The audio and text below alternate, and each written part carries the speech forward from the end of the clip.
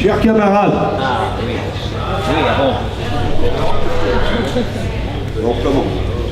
chers camarades, la résistance existe dans nos pays. Mais la question centrale et primordiale pour nous les militants ouvriers est de préserver l'indépendance de nos organisations ouvrières et de nos organisations syndicales. Refuser les diktats de l'Union européenne, des gouvernements et du patronat passe d'abord par refuser les compromis historiques qu'on veut nous imposer, notamment sous les vocables dialogue social, conférence tripartite, comme si les intérêts des travailleurs, des classes de notre classe, étaient communes avec ceux du patronat, des gouvernements et de l'Union européenne. Préserver l'indépendance, c'est préserver le combat de classe qui est le nôtre aujourd'hui. Certes, certains diront que la Confédération européenne des syndicats est un outil.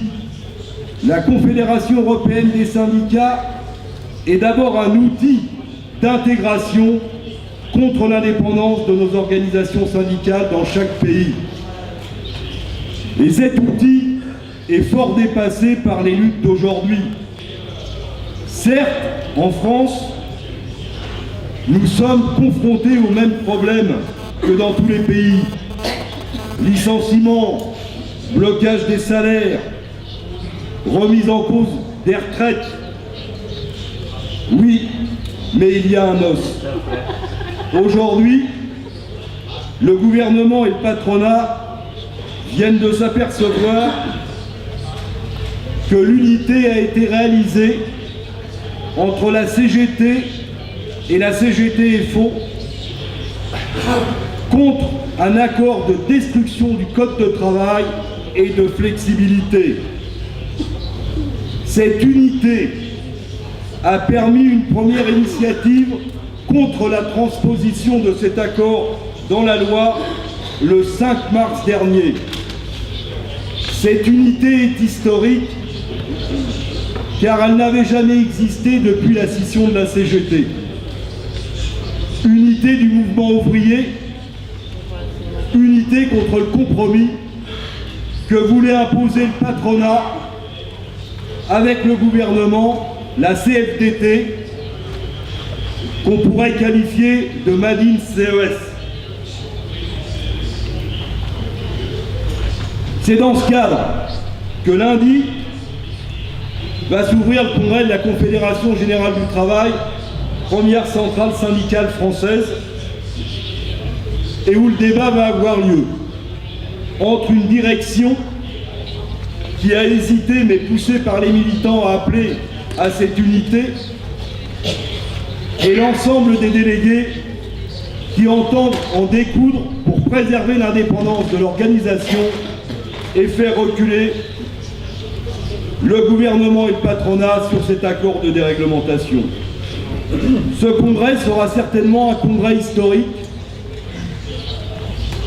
car il s'agit bien de poursuivre le combat qui est engagé aujourd'hui avec les camarades des FO pour faire reculer le gouvernement. Un accord qui doit permettre d'aller plus loin que seulement sur cet accord. Si nous sommes là aujourd'hui, camarades, c'est qu'incontestablement, il est bien que nous regardions ce qui se passe dans chaque pays, que nous tirions enseignement, que nous tirions aussi les résistances qui s'organisent, mais dans le respect de nos prérogatives de chacun.